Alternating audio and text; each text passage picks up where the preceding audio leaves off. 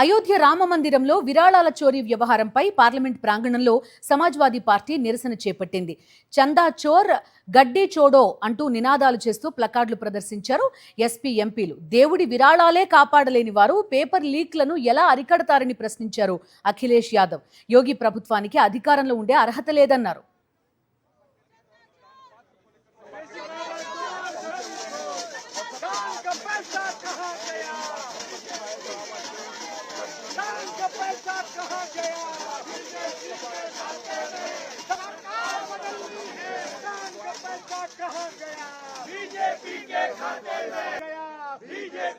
कि जो दान पात्र को नहीं बचा पाए,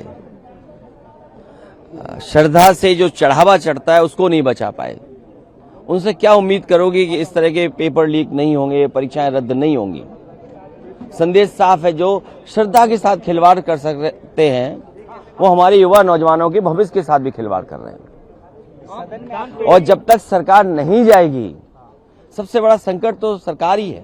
మరిన్ని అప్డేట్స్ కోసం ఛానల్ ను సబ్స్క్రైబ్ చేయండి. నోటిఫికేషన్స్ కోసం బెల్ ఐకాన్ పై క్లిక్ చేయండి.